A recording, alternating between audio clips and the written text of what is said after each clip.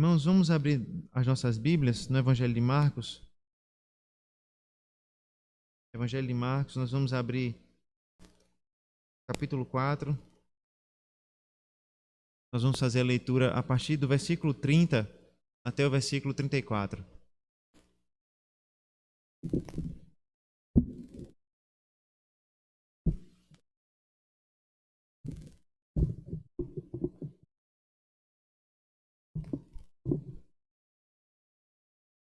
Evangelho de Marcos, capítulo 4. A leitura a partir do versículo 30 até o versículo 34.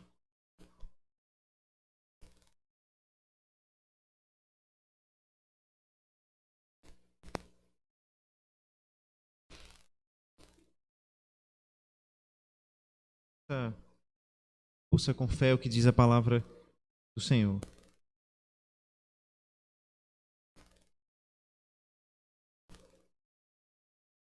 Versículo 30. Disse mais: aqui assemelharemos o reino de Deus, ou com que parábola o apresentaremos? É como um grão de mostarda que, quando semeado, é a menor de todas as sementes sobre a terra. Mas uma vez semeada, cresce e se torna maior do que todas as hortaliças e deita grandes ramos, a ponto de as aves do céu poderem aninhar-se à sua sombra. E com muitas parábolas semelhantes lhes expunha a palavra, conforme o permitia a capacidade dos ouvintes. E sem parábolas não lhes falava, tudo porém explicava em particular aos seus próprios discípulos.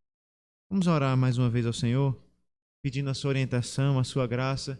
Nesse momento nós vamos ouvir a sua palavra, ou nós vamos ouvir a sua voz. Senhor nosso Deus, Deus bendito. Ó Deus, nós lemos a tua palavra e agora nós esperamos ansiosos por ouvir a tua voz. Fala conosco, Senhor. Escuta as nossas orações em nome do Senhor Jesus Cristo. Amém. Irmãos, nós temos observado de maneira geral que o Evangelho de Marcos, ele se detém muito naquilo que Jesus Cristo fez, nas suas ações. Mas esses dois capítulos, o capítulo 4 e o versículo 13, que nós vamos chegar, nos mostra que nesses capítulos, em exceção, Jesus Cristo se preocupa muito com aquilo que ele diz, ou melhor dizendo, Marcos se preocupa muito com aquilo que Jesus diz. E esses capítulos, então, se enfocam nos sermões do Senhor Jesus Cristo, e no capítulo 4, nesse caso, focam nas parábolas do Senhor Jesus Cristo. Nós já temos visto que essas parábolas nada mais são do que histórias que tratam de maneira muito simples coisas do cotidiano, que falam a respeito das coisas comuns do nosso dia a dia, e que por meio dessas coisas podem então nos trazer profundas lições espirituais. Como nós já comentamos também, existem alguns tipos de parábola, e essa é uma daquelas parábolas pequenas, daquelas que não chamam muita atenção, que muitas vezes passam desapercebidas por nós. Muitas vezes nós estamos acostumados por olhar aquelas parábolas maiores, mais complexas, cheias de personagens, de enredo, mas essas parábolas pequenas nos ensinam poderosas verdades a respeito do Senhor Jesus e a respeito do reino do Senhor Jesus Cristo. Como nós vimos na última semana, o tema do reino de Cristo Jesus, o tema do reino de Deus, tem sido o tema dessas últimas parábolas. A parábola passada que nós meditamos no último sermão em Marcos também fala do reino de Deus, também fala a respeito do crescimento do reino de Deus. Naquela oportunidade, então, nós aprendemos que o reino de Deus ele cresce como uma semente que é lançada à terra, cresce então misteriosamente pela soberana graça de Deus e cresce então para a colheita. E você pode então pensar que Jesus está sendo redundante ao trazer mais uma parábola, mais uma vez sobre uma semente, mais uma vez sobre o crescimento. Mas essa não é a verdade. Jesus não está sendo redundante, mas está trazendo aspectos diferentes do crescimento do reino, da expansão do reino. Sendo assim, nós vamos meditar novamente sobre o reino de Deus, novamente sobre a expansão do reino de Deus, mas com um foco um pouco diferente da última vez. Nós olharemos para a sua expansão, para o contraste do seu início e o seu fim. Se nós olhamos o seu objetivo final, se nós olhamos a sua etapa na última vez, nós vamos olhar o contraste entre o seu pequeno início e o seu grande fim. Nós vamos considerar isso então em dois momentos. Primeiro nós vamos ver o contraste que existe entre o seu início pequeno e o seu grande fim. E por último então nós voltaremos para os versículos 33 e 34, vendo então por que Jesus usa as parábolas para ensinar. A grande verdade, ou a primeira grande verdade que o Senhor Jesus Cristo irá nos ensinar por meio desse texto nessa noite é que o reino de Deus cresce e se expande pelo mundo. Veja isso no versículo 30. O Senhor então introduz mais uma parábola e agora ele introduz a parábola através de um duplo questionamento, através de duas perguntas. Veja o que o Senhor diz. Disse mais: a que assemelharemos o reino de Deus? Ou com que parábola o apresentaremos? Veja que Jesus então apresenta duas questões. Por meio dessas duas questões, ele então vai apresentar mais uma símile, mais uma comparação. Mais uma vez ele vai dizer que o reino de Deus é igual a alguma coisa. Ele vai representar o reino de Deus mais uma vez. Nós já vimos então que a símile é muito importante e no caso aqui nós temos que focar justamente nas semelhanças. Por que Jesus compara o reino de Deus com uma semente do grão de mostarda? Por que ele faz isso? Ele pergunta como nós podemos comparar o reino de Deus? Com o que nós podemos assemelhar o reino do Senhor? Ele responde no versículo 31. É como um grão de mostarda que, quando semeado, é a menor de todas as sementes sobre a terra. Veja que Cristo aqui assemelha o grão de mostarda ao reino de Deus. Ele diz claramente que o reino de Deus é como um grão de mostarda. E aqui sempre nós temos o desafio diante de nós de observar quais são as semelhanças. E o Senhor Jesus Cristo nos ajuda a entender. A semelhança é a pequenez. O grão de mostarda é a menor das sementes. E o reino de Deus, então, também é assim. Ou começa assim. Tem o seu início assim. Assim como um grão de mostarda é pequeno, é insignificante, assim também é o reino de Deus no seu início. Ele é pequeno, ele é insignificante. Assim é a igreja do Senhor. E aqui eu quero que você entenda o reino de Deus não de maneira mais geral, entendendo o reino de Deus como o reinado de Cristo pela terra. É importante entender o reino de Deus como a restauração da sua igreja. É assim que o Senhor Jesus Cristo apresenta o reino do Senhor. Por isso, quando você pensa em reino de Deus, você pensa na igreja. Não tem como pensar em reino de Deus sem pensar na igreja. Porque é isso que o Senhor Jesus Cristo nos ensina quando ele prega o evangelho do reino. É por isso que os apóstolos perguntam quando será a restauração do reino. Porque o reino nada mais é do que a restauração do povo de Deus, é a igreja do Senhor, é a igreja instaurada, estabelecida pelo Senhor Jesus Cristo tão claramente. Por isso, quando ouvir reino de Deus, pense na igreja, pense no senhorio do Senhor sobre o seu povo. E nós vamos ver isso como tão claramente a igreja começa pequena, como a igreja começa insignificante, como a semente da igreja é a menor de todas as sementes pela terra. E aqui claramente essa expressão não quer dizer que com exatidão o grão de mostarda é a menor de todas as sementes. Existem sementes menores que um grão de mostarda. Mas o Senhor Jesus Cristo não está querendo dar uma aula de botânica aqui. O que ele está querendo tão claramente é mostrar que assim como é pequena um grão de mostarda, uma semente de mostarda, assim é o início do reino de Deus, assim é o início da igreja do Senhor. O ponto do Senhor Jesus Cristo é muito simples. Ao usar um grão de mostarda como comparação, Jesus deixa claro a intenção de mostrar como a igreja, como o reino de Deus é pequena, insignificante no seu início. Parece insignificante aos olhos dos homens devido à sua pequenez. Veja, nos dias iniciais, o reino de Deus de fato ele é pequeno. Como nos diz J.C. Ryle, ele diz: a fraqueza e a aparente insignificância foram, sem dúvidas, as características do início do reino de Deus.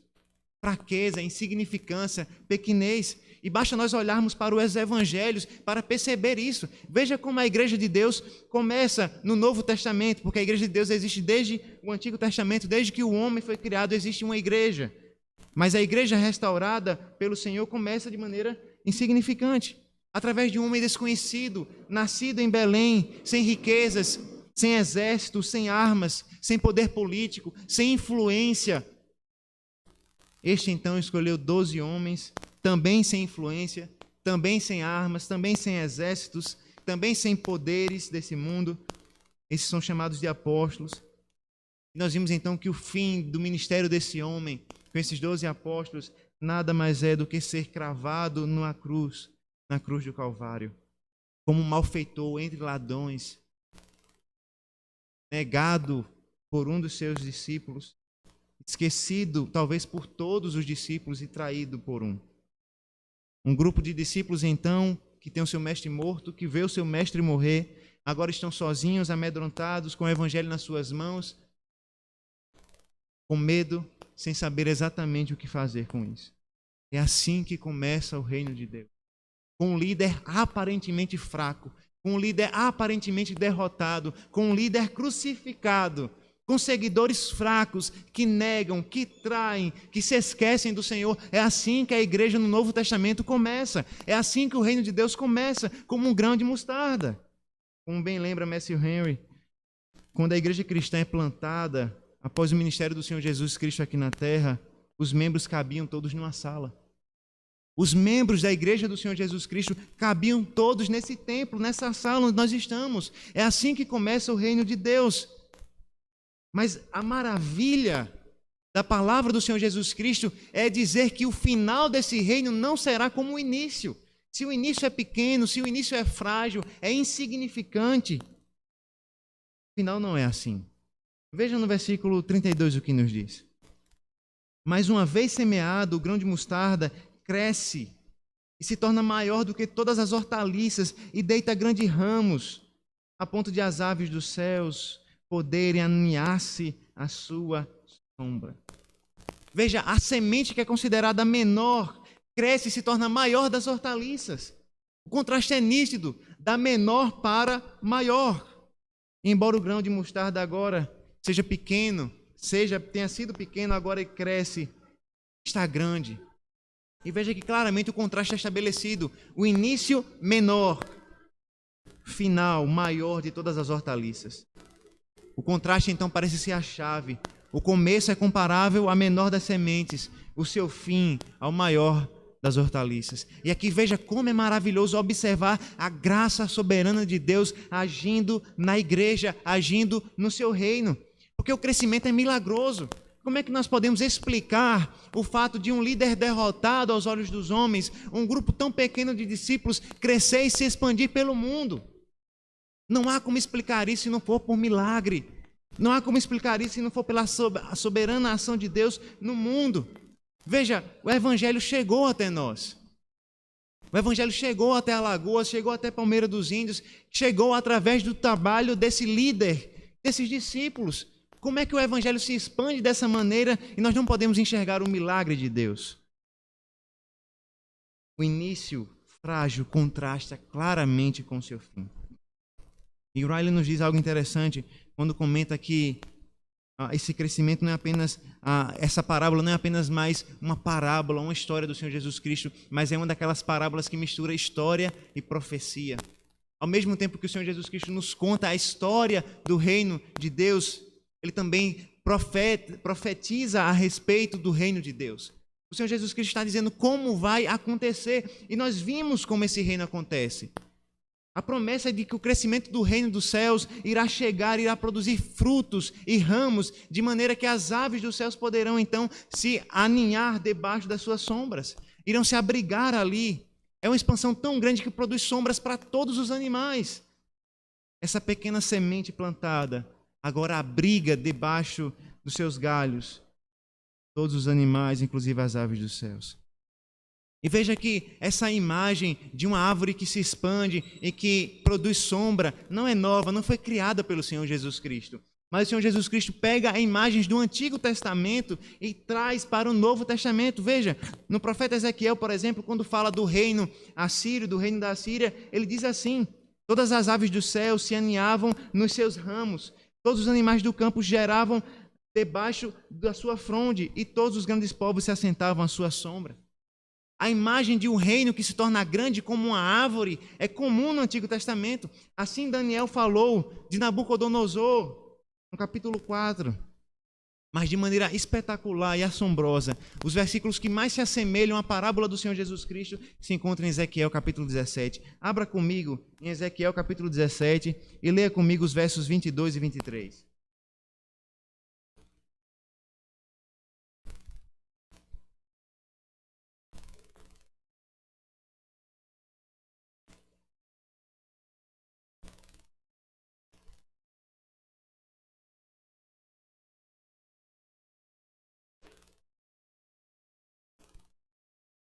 Ezequiel capítulo 17, nós vamos ler os versos 22 e 23. Sem dúvida, é o texto onde nós mais encontramos correspondências daquilo que o Senhor Jesus Cristo fala e aquilo que o profeta promete. Ezequiel 17, versículo 22 nos diz assim: Sim, diz o Senhor Deus, também eu tomarei a ponta de um cedro e a plantarei, do principal dos seus ramos cortarei o renovo mais tenro e o plantarei sobre um monte alto e sublime. No monte alto de Israel plantarei e produzirá ramos, dará frutos e se fará cedro excelente. Debaixo dele habitarão animais de toda sorte e à sombra dos seus ramos se aninharão aves de toda espécie. Perceba algo maravilhoso aqui. O texto de Ezequiel, se os irmãos tiverem a oportunidade, leiam em casa, leiam em família. Os irmãos vão perceber que o texto de Ezequiel está falando de uma restauração para a igreja.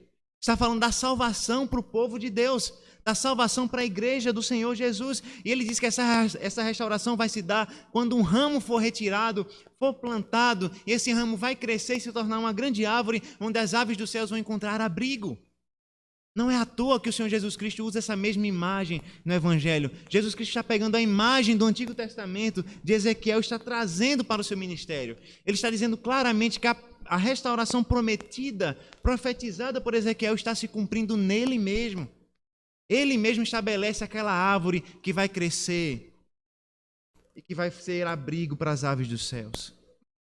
Esse renovo, o renovo que é plantado, o renovo que é segundo a casa de Davi, é plantado e então ele cresce, é a sombra dos seus ramos, os animais e as aves do céu se aninham. O que Ezequiel está prometendo aqui, irmãos, é a restauração para o povo, e a imagem que ele usa é a mesma imagem de Cristo. Veja outro fato interessante. Nós vemos que o Senhor Jesus Cristo pega a imagem de Ezequiel, sim, mas em outro momento, falando do mesmo assunto, o Senhor Jesus Cristo vai se voltar também para o Antigo Testamento. Abra comigo agora no livro de Atos dos Apóstolos, e leia comigo no capítulo 1. E veja o que o Senhor vai nos dizer nesse capítulo. Atos capítulo 1.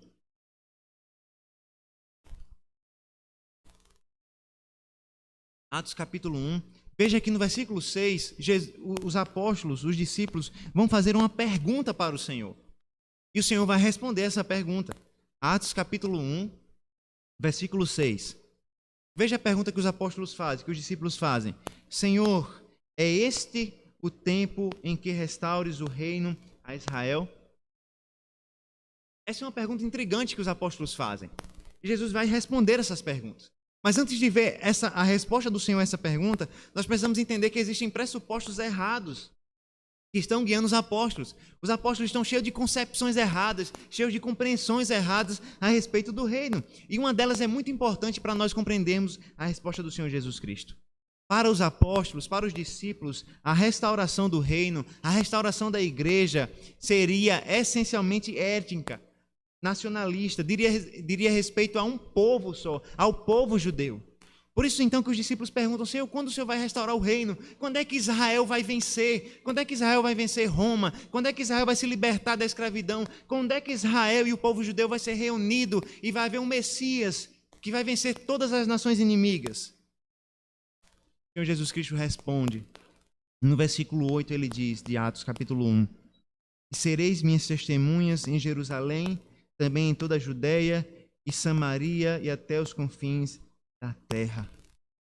Veja, a pergunta dos discípulos parte de uma compreensão de que o reino é somente para os judeus, somente para Israel. E o Senhor Jesus Cristo responde quebrando essa concepção quando ele diz: o evangelho será pregado e vocês serão minhas testemunhas não só na Judeia, mas também em Samaria e até os confins do mundo.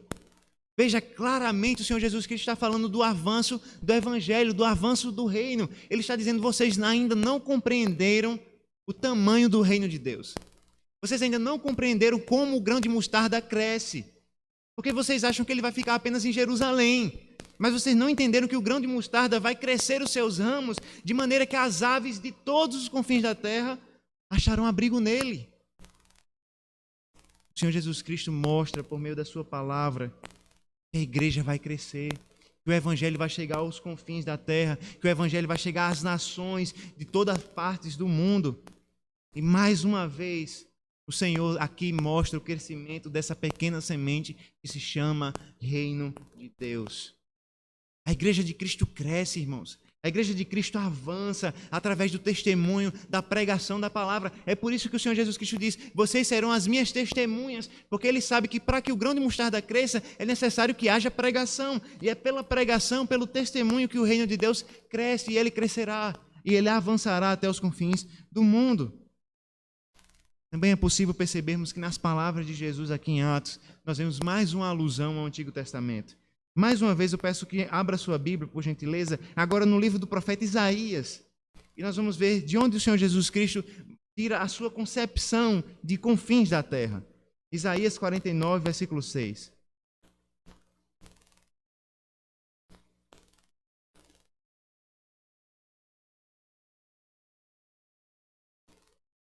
Livro de Isaías, capítulo 49.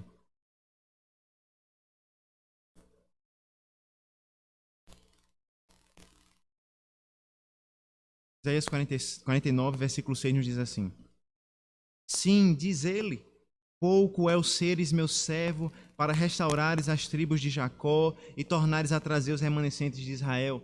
Pouco. Também te dei como luz para os gentios, para seres a minha salvação até as extremidades da terra. Veja que o texto está falando da missão do servo de Deus, do servo sofredor, daquele que é reconhecido como o Senhor Jesus Cristo, daquele que veio para sofrer, para prestar sacrifício por um povo. E diz então que é muito pouco para o Senhor Jesus Cristo salvar apenas os remanescentes de Israel. É muito pouco para o grão de mostarda não florescer e não crescer e aninhar então aves debaixo de si.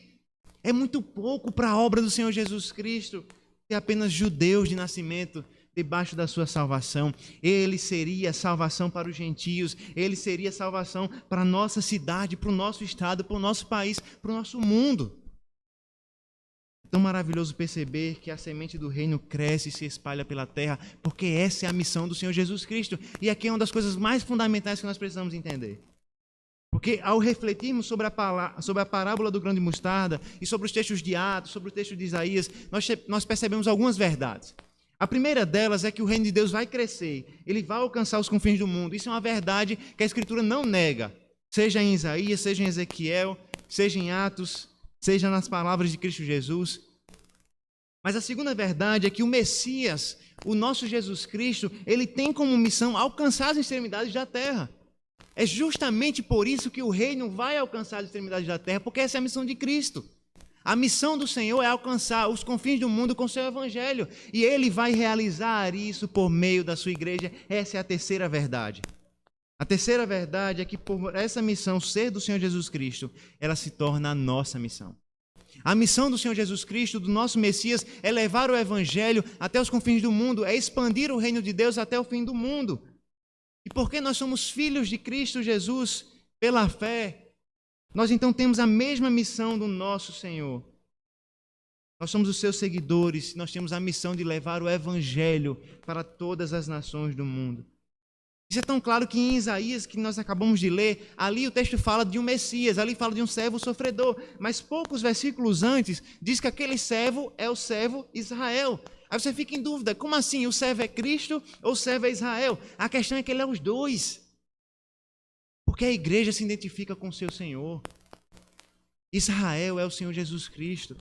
É por isso que ele é tentado no deserto 40 dias e não cai em tentação. É por isso que ele é batizado e diz para João: eu preciso cumprir toda a justiça, porque eu preciso ser batizado no lugar do meu povo. Assim como o povo foi batizado no deserto, debaixo das nuvens, como nos diz Coríntios capítulo 10, o Senhor Jesus Cristo é batizado e então ele enfrenta a tentação. É por isso, então, que o Senhor Jesus Cristo, ele se assemelha tanto conosco, porque ele assume o nosso lugar. E uma vez que ele assume o nosso lugar, nós temos a tarefa de assumir o lugar dele, na sua missão. Uma vez que o Senhor Jesus Cristo assumiu o nosso lugar na morte, nós assumimos o lugar dele na sua missão de trazer o evangelho, de trazer o reino, de expandir o evangelho de Cristo Jesus por todas as nações desse mundo. A salvação chegará até as extremidades da terra, isso é promessa de Deus. Isso não há dúvida de que isso vai acontecer. Isso é promessa do Senhor. Quer você queira ou não, quer você tenha fé ou não, o Evangelho vai vencer as nações e vai chegar aos confins do mundo. Mas a grande maravilha do texto é que ele nos diz que esse grão de mostarda que cresce pode nos aninhar debaixo dele. E nós podemos fazer parte desse crescimento. Nós, como servos de Cristo Jesus, somos chamados para fazer parte desse crescimento, do crescimento desse reino. E veja que maravilha, o reino que começa pequeno, insignificante, com o número de seguidores que cabiam neste templo, nessa igreja, agora se expande e chega até as extremidades da terra. Essa é a promessa do Senhor Jesus Cristo. Essa é a promessa da sua palavra. Eu sei que a igreja parece fraca. Eu sei que a igreja parece pequena, porque tem tanta pouca gente aqui, tanta gente lá fora. Eu sei disso. Tem tantos países que não foram alcançados, tem tantos povos que ainda vivem longe do Senhor. Eu sei que o desafio é grande, mas veja, a promessa é maior ainda. O reino do Senhor Jesus Cristo vai chegar até os confins do mundo, por mais que a gente atrapalhe isso muitas vezes. O reino vai chegar até os confins do mundo e vai alcançar todos os povos, todas as nações. Mas isso não é uma mensagem para a gente ficar apenas meditando e achando maravilhoso. É uma mensagem que nos chama a fazer parte desse reino, a fazer parte desse testemunho. Porque nós somos chamados a testemunhar, a fazer parte do crescimento desse reino na nossa nação, na nossa cidade, no nosso estado. E esse testemunho é um testemunho de vida. Nós precisamos anunciar Jesus Cristo, nós precisamos pregar o Evangelho. Nós precisamos ter uma conduta que fale do Senhor Jesus Cristo, mas também de lábios que falem do Senhor Jesus Cristo.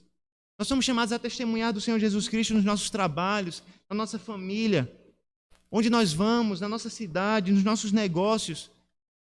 Chamados para defender o Evangelho de Cristo das mentiras que se levantam contra ele. Nós somos chamados para anunciar a Cristo no nosso lar, na nossa família. Perceba como muitas vezes é sério e como nós temos falhado na nossa missão. Nós pregamos que o grão de mostarda cresce, mas nós não participamos desse crescimento. E muitas vezes nós não participamos quando nós não pregamos o Evangelho para os nossos filhos, quando nós não pregamos o Evangelho para os nossos cônjuges, quando nós não pregamos o Evangelho para os nossos amigos, para os nossos colegas.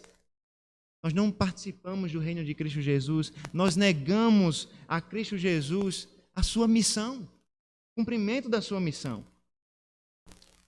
Nós participamos de um exército que tem certeza da vitória e mesmo assim nós deixamos de guerrear. Nós participamos de um exército que tem a certeza da vitória, mesmo assim nós deixamos de lutar. Como isso deve nos envergonhar, como isso deve mudar o nosso coração, como isso deve nos fazer perceber que a palavra de Deus é tão poderosa e muitas vezes nós nos portamos de maneira tão frágeis diante dela.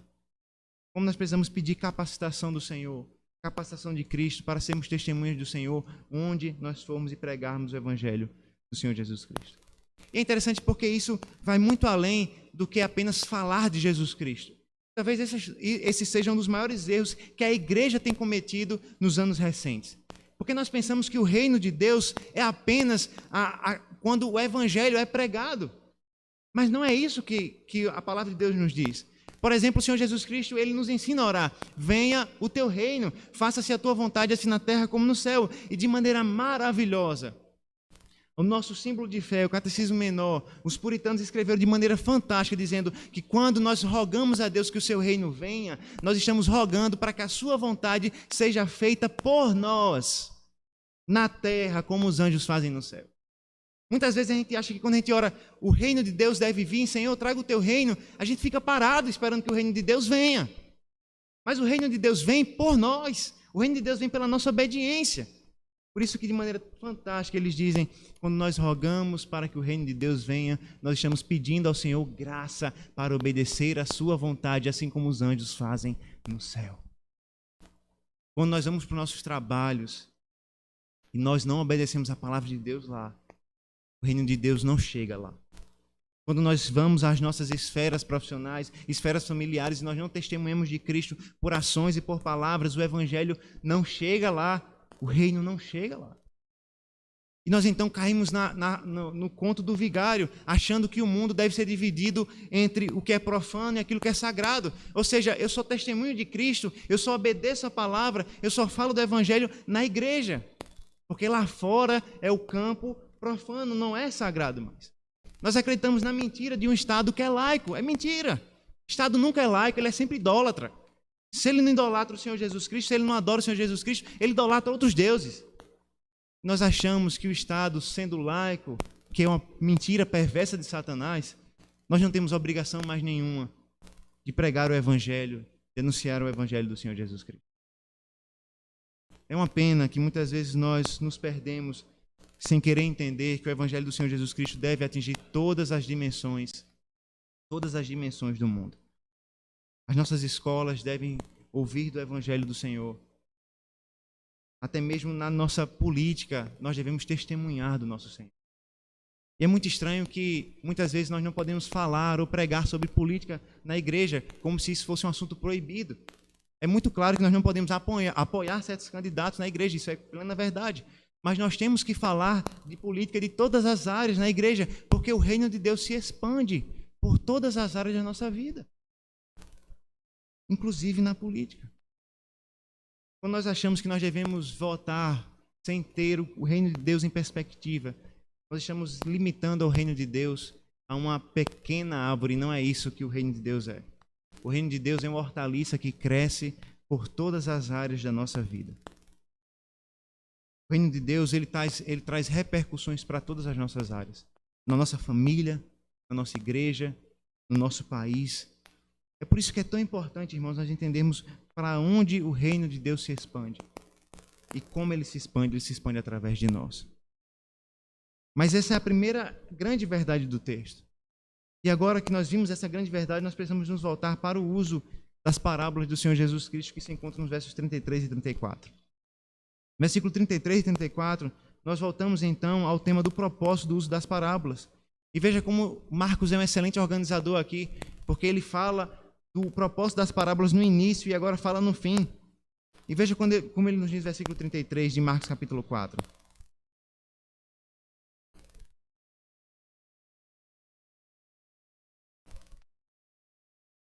Marcos capítulo 4, versículo 33.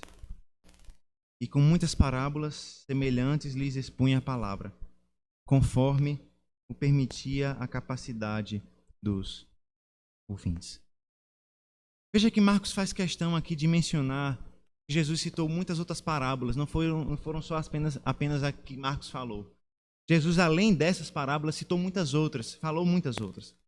Por meio dessas parábolas, então, o Senhor Jesus Cristo ensinava e expunha os princípios fundamentais da fé da vida cristã. E veja que o ensino era tão cuidadoso que o Senhor Jesus Cristo fazia questão de ensinar as parábolas conforme permitia a capacidade dos ouvintes. E veja aí que isso parece indicar que Jesus Cristo não falava de forma complexa, prolixa, rebuscada, muito pelo contrário. Apesar das parábolas terem sim um papel de obscurecimento, de endurecimento, que nós vamos ver, as parábolas eram simples, eram coisas do dia a dia, não eram coisas complexas de se entender, não eram coisas difíceis de entender. A grande questão das parábolas se tratava muito mais, dizia muito mais respeito ao coração do homem, e não à complexidade delas. Jesus não falava difícil, Jesus não era prolixo, mas ele falava conforme a capacidade dos ouvintes. E veja agora no versículo 34, que por mais que ele falasse de maneira simples, ainda assim, os mistérios do reino ainda eram reservados para aqueles que estavam próximos dele. E sem parábolas não lhes falava, tudo, porém, explicava em particular aos seus próprios discípulos. Veja como nós já observamos, as parábolas possuem sim o propósito de endurecimento. O endurecimento daqueles que já possuem um coração duro, nós já falamos sobre isso. E veja que o Senhor Jesus Cristo aqui não está provocando o endurecimento no coração de ninguém. Muito pelo contrário, os corações já eram endurecidos e o Senhor Jesus Cristo apenas entrega a esses homens a sua própria cegueira e dureza. A verdade de Deus, então, é que a pregação, ela não pode, ou ela não foi feita para resgatar todos os homens, como nós já tratamos. Nós já vimos também que isso não faz de Deus mal, porque os corações daqueles homens já eram endurecidos, e esse é justamente o ponto. Jesus falava, eles não queriam ouvir o Senhor Jesus Cristo, faziam questão de não ouvir o Senhor Jesus Cristo, então Jesus Cristo falava em parábolas para que eles ainda não entendessem. O povo era mau, não queria ouvir o Senhor Jesus Cristo, não queria entender o que o Senhor Jesus Cristo ensinava. E veja que o fato é que as parábolas elas podem endurecer ou amolecer, quebrantar o coração. Elas podem escurecer o entendimento ou podem clarear a mente dependendo daquele que ouve. Não é sem razão que o Senhor Jesus Cristo ele repete a menção para ouvir várias vezes no capítulo 4. Repete no versículo 3, no versículo 9, no versículo 23, no versículo 24, no versículo 33. Várias vezes o Senhor Jesus Cristo menciona o ouvir. Porque o nosso ouvir o Senhor Jesus Cristo, é a parte fundamental para o papel da parábola nas nossas vidas. A parábola ela pode escurecer ou pode clarear o entendimento, depende da nossa resposta, ou seja, do nosso ouvir atentamente. Veja que o texto ainda pode nos ensinar uma outra verdade muito importante. Perceba claramente que são para os discípulos, para aqueles que estão próximos do Senhor Jesus Cristo, que os mistérios do reino são revelados. Ele diz, porém, explicava em particular aos seus próprios discípulos. Isso nos ensina uma importante verdade, porque somente por meio de uma comunhão próxima com o Senhor Jesus Cristo, nós conseguimos compreender as coisas de Deus. Somente por meio de um relacionamento, de uma comunhão, de uma proximidade com o Senhor Jesus Cristo, nós podemos compreender aquilo que James Edwards chama de a linguagem sobre Deus. Distante do Senhor Jesus Cristo, os segredos do reino permanecem escondidos para nós. Mas quando nós buscamos comunhão com o Senhor, quando nós buscamos proximidade com o Senhor, então os mistérios do reino são revelados a nós, como nós já vimos em outra oportunidade, aqueles a quem tem será ainda mais dado. Aqueles que se aproximam do Senhor Jesus Cristo e já têm os mistérios do reino, receberão ainda mais da luminosidade, da iluminação do Senhor Jesus Cristo. Somente em comunhão verdadeira com o Senhor Jesus Cristo e pelo auxílio do Espírito, nós conseguimos compreender plenamente, ou na medida da nossa capacitação, os mistérios do reino. Por isso o texto também, à medida que ele nos ensina essa verdade, ele nos convida a termos um relacionamento verdadeiro com o Senhor Jesus Cristo. Se você ainda não compreende quem é o Senhor, se você ainda não compreende o que é a igreja, o que é o reino de Deus, talvez seja porque você não tem um relacionamento com Ele. Se você não compreende muita coisa do que eu estou falando aqui, ou do que a Escritura falou durante essa noite, talvez seja porque você ainda não tem um relacionamento verdadeiro com Ele. Por isso esse texto, essa palavra te convida a se relacionar com o Senhor Jesus Cristo. Te convida a crer nele, pela fé, a abraçá-lo pela fé, a possuir então um verdadeiro arrependimento no seu coração, se arrependendo dos pecados cometidos e abraçando o Senhor Jesus Cristo pela fé e tendo um relacionamento verdadeiro e profundo com Ele. Creia em Jesus, arrependa-se dos seus pecados e possa então agora ouvir a sua palavra. Creia, faça parte desse reino que se expande. Você pode fazer parte dessa árvore, você pode encontrar abrigo debaixo dessa árvore, se você buscar ter um relacionamento verdadeiro com o Senhor Jesus Cristo pela fé, pelo arrependimento. Um reino que começou tão pequeno como um grão de mostarda pode chegar ao teu coração nesta noite. Basta abraçá-lo pela fé. Basta arrepender-se dos seus pecados. E veja que esse reino começou pequeno e ainda não é nítido para todos. Muitos homens vivem achando que a igreja é apenas mais uma instituição criada pelos homens. É apenas mais uma instituição criada por alguns fanáticos. O reino permanece escondido para muitos. Mas a verdade é que por mais que o reino não seja nítido para todos, um dia ele vai ser percebido por todos. Porque um dia o nosso Senhor Jesus Cristo irá voltar. E o seu reino será triunfante e glorioso. E então todos verão os ramos dessa grande árvore, desse grão de mostarda. O grande ponto é, quando todos virem então esses ramos, já não poderão mais se abrigar debaixo dele. Enquanto você pode se abrigar, encontrar abrigo debaixo da sombra do reino de Cristo Jesus, vá até Cristo, vá até Ele pela fé, creia no Senhor Jesus Cristo, se arrependa dos seus pecados e você vai encontrar sombra debaixo do reino do Senhor. Por fim, como nos diz Nineham, o exemplo do grão de mostarda deve nos impedir de julgar o significado dos resultados pelos seus começos. Não julgue a igreja pelo aquilo que você vê. Não julgue o poder da igreja pelo tamanho que você vê. Não julgue a igreja pelo número de membros que ela tem. Julgue a igreja pelas promessas e pelo Senhor dessa igreja. Julgue a igreja por aquele que é rei. Ninguém julga um reino senão pelo rei. Porque nós temos um rei todo-poderoso A igreja é toda poderosa e alcançará os seus resultados até os confins do mundo. Veja que a promessa do Senhor se cumpre. Por a última vez nessa noite, abra sua Bíblia, agora no livro de Apocalipse, no capítulo 7, nós vamos ler a partir do versículo 9 até o 10.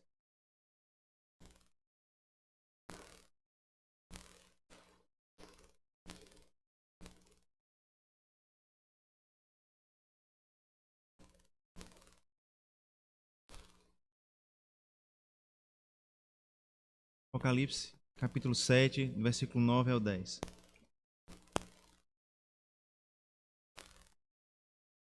Veja o que o texto nos diz, veja como a promessa do Senhor se cumpre verdadeiramente. Diz assim a palavra do Senhor: depois dessas coisas, vi e eis grande multidão que ninguém podia enumerar, de todas as nações, tribos, povos e línguas, em pé diante do trono e diante do Cordeiro, vestidos de vestiduras brancas, com palmas nas mãos. E clamavam em grande voz, dizendo: ao nosso Deus, que se assenta no trono, e ao Cordeiro pertence a salvação. Todas as nações, todas as tribos, todos os povos, todas as línguas, com a graça do Senhor, aqueles que crerem em Cristo Jesus estarão lá. Com a graça do Senhor Jesus Cristo, aqueles que se abrigaram debaixo do reino de Deus estarão lá, glorificando aquele que está sentado no trono, é o Cordeiro.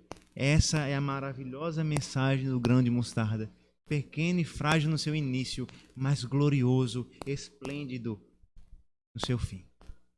Esse é o reino de Deus. Essa é a igreja do Senhor Jesus Cristo.